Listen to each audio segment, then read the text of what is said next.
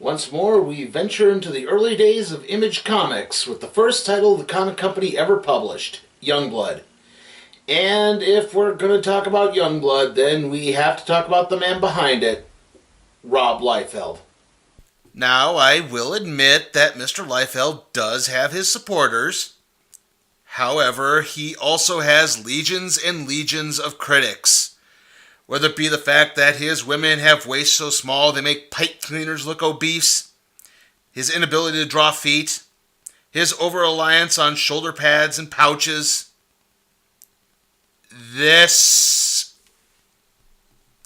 Basically, Rob Liefeld is one of the many people responsible for the comic trends of the early 90s. And those trends nearly destroyed the industry. Now again, I'm not saying Mr. Liefeld is wholly responsible for the collapse of the comic book industry in the mid-90s. He wasn't the only one doing these sorts of things. But he was a major part of it. Though, at the time, no one thought this was going to happen because, well, his books were selling like crazy. Which brings us to Youngblood. The comic itself was actually the reworking of a rejected Teen Titans pitch that Rob Liefeld had in 1991. And the book concerns a group of government superheroes who also basically become celebrities in the American consciousness. Now, as for individual backgrounds on the characters, well, I can't really tell you much. All I can tell you is that this guy had an inappropriate action figure. This guy was on the Spawn animated series. This guy likes to thwack people with his stonk. And this guy was the central piece in a lawsuit. And with that, let's start the first 4 issues of Youngblood. In a dark dimension known as Decay, a group of freedom fighters take on the armed forces of someone or something called Darkthorn. Eventually, the group manages to reunite with their leader, Jackson Kirby. Wow, that guy doesn't look anything like John Buscema. Meanwhile, deep in the recesses of his ship, Darkthorn waits. He begins planning to conquer the home planet of his nemesis Jackson Kirby, Earth. Back on Earth, Jeff Terrell makes his way through his mall while arguing with his girlfriend. Terrell has recently joined Youngblood under the codename Shaft. The two are interrupted by an attempted mugging of a mall patron. Terrell leaps into action and takes the mugger down. The mugger reveals that he was really part of a distraction. Terrell wheels around and manages to notice a sniper taking aim at him. He pulls a pen from his pocket and launches it at the sniper, killing him instantly. Terrell then flees in an attempt to avoid the press. Jeff Terrell was a former FBI agent who went undercover at the government agency Youngblood under the codename Shaft. And Shaft has never really been enthused with the super team's celebrity status. Oh, and that action figure thing? In 1998, there was a series of Youngblood action figures released, and the packaging for Shaft actually read, Rob Liefeld's Shaft, 7 inches, fully posable. The press manages to catch up to Shaft and immediately begins questioning about team activities in Iraq. At this point, other Youngblood members are called in, namely Badrock, Die Hard, and Chapel. Shaft returns to Youngblood headquarters, angry that the covert mission in Iraq was supposed to be, well, covert, and now the press is talking about it with cameras in position to cover the action. The Youngblood team in Iraq leaps into action and begins fighting the genetically enhanced forces of Iraqi dictator Hussein. And yes, the political despot in Iraq that Youngblood is trying to take down is actually named Hussein. In reality, though, the team has an alternate target, some type of object that Hussein is in possession of. This is pointed out by Youngblood member Sentinel as the team makes their way easily through the Iraqi forces. The team makes their way to Hussein's headquarters, only to be confronted by Hussein and several security robots. Though they struggle at first, Youngblood eventually takes down the androids. Back in the US, Shaft and his team are called in to stop a supervillain attack. 2 villains named Strongarm and Gage are trying to break out their cohorts, Deadlock and Starbright. However, Youngblood arrives and stops the escape attempt. Meanwhile, in Iraq, the Youngblood team stares down Hussein. It's then that team member Sci-Fire uses his psychic abilities to make the dictator's head explode. Angry at first, Sentinel tells the team to chalk Hussein's up to collateral damage. They have other things to look for. By the way, all the events we've covered are actually taking place within the first issue of Youngblood. Why is that? Well, you see, Youngblood number 1 is what we call a flip book. In order to read the whole story, one would need to flip the book over to get the second part. And yes, I'm aware I'm holding up a Marvel Previews catalog. It's basically the closest thing to a flip book still being published today. The Youngblood team recovers their objective, a man being held in a suspended animation chamber. As they transport him from Iraq, it is explained that the being inside is a genetically enhanced experiment commissioned by the Nazis in World War II. The man behind the project, Dr. Wells, actually turned on the Nazis, saying that he had bigger concerns. Wells took his own life when the Nazis came after his research and the experiment. Youngblood members Combat and Cougar begin preparing to move the capsule to the storage area of their ship. Unfortunately, upon touching it, the capsule cracks open. The guy in the suspended animation chamber is named John Prophet, or Prophet for short. He's obviously a genetic enhanced super soldier, and he was actually the tool of a man named Philip Owen and used in several terrorist campaigns. Prophet is not the only genetically enhanced super soldier, though, as Youngblood member Die Hard is also one. And if you're familiar with any other reviews of Youngblood, then you're more than familiar with the one panel in which it looks like Die Hard takes down 2 supervillains by smashing them with his crotch. Cougar in combat try to talk Prophet down, but before the super soldier can respond, Cougar jumps him. Prophet immediately knocks Cougar down. Combat then steps up to fight Prophet. Prophet mentions that he was created to fight the forces of Darkthorn, and the survival of humanity is all on his shoulders. It's then that Sentinel shows up with reinforcements. He tells the water-controlling Riptide to try to take Prophet down. Powerhouse Brahma then punches Prophet, and it's followed by a few other punches from Sentinel. Prophet remains unharmed. Prophet accuses the Youngblood members of belonging to Darkthorn's forces. Before anyone can respond, a portal opens up and several attack robots emerge. Prophet identifies them as belonging to Darkthorn. Back in Washington, D.C., Shaft and the other American-based Youngblood members are prepped for a press briefing by Timer, the group's PR guy. Shaft continues his resistance for publicity, though both Timer and Badrock try to talk him to see the point of it. Badrock was only a teenager when he ingested a secret genetic formula that his scientist father had been working on. This resulted in the character gaining his new rock-like appearance. Now, the funny thing is, Badrock's original name was Bedrock, and this attracted the attention of Turner Entertainment, who at the time owned the distribution rights to the Flintstones television show. Now, Rob Liefeld for a long time has maintained that he never intended to have the character share the name as the hometown of the Stone Age family. Unfortunately, that argument really doesn't hold much weight when you discover that Badrock's original catchphrase was, "Yabba Dabba Doom."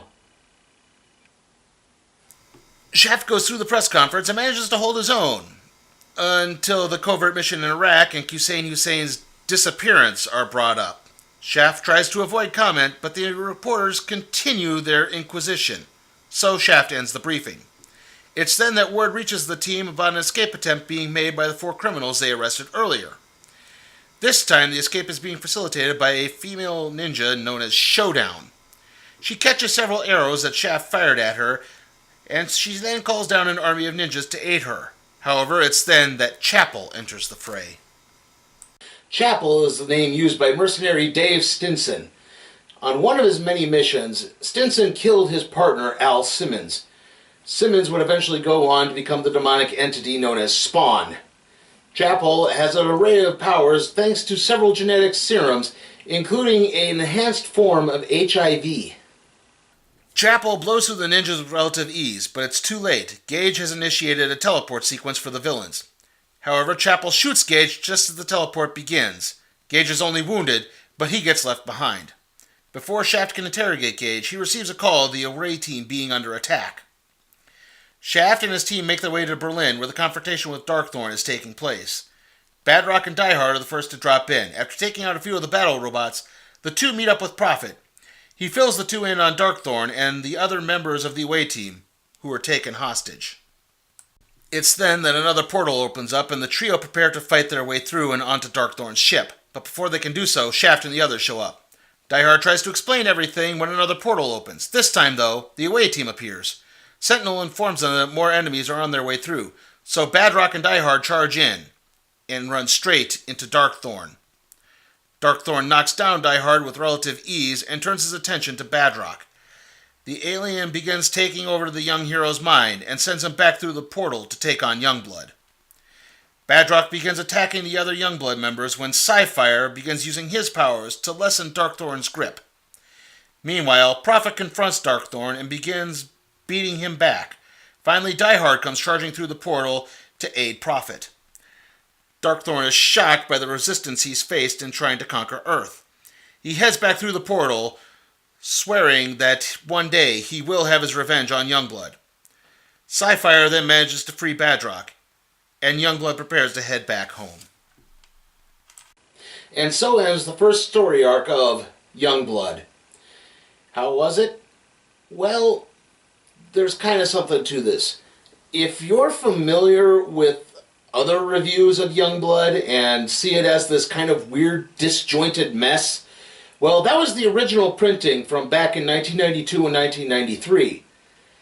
These are actually remastered editions from 2007, and they were rewritten to an extent and re-edited into something more of a coherent story. So there is kind of an asset to that. It's much more understandable than the original incarnation. That being said, that doesn't make this very good. Yeah, there is some editing and reworking of dialogue. Unfortunately, the dialogue itself is still incredibly dated. There's references to Access Hollywood and Maxim magazine, for Pete's sake. Also, there's still a few plot holes. I mean, that Jackson Fury grouping that opened up the story, yeah, they were sort of spread out through the first 4 issues, and really, that first appearance is all you see of them. They're just vanished to the ether, I guess. Also, Darkthorn himself is really just an underwhelming villain. I mean, he's really a Darkseid knockoff. I shouldn't be that entirely shocked. Also, the characters themselves are, well, uninspired. I mean, let's see. We've got Arsenal from the Teen Titans, the Thing from the Fantastic Four, the Punisher, Wolverine,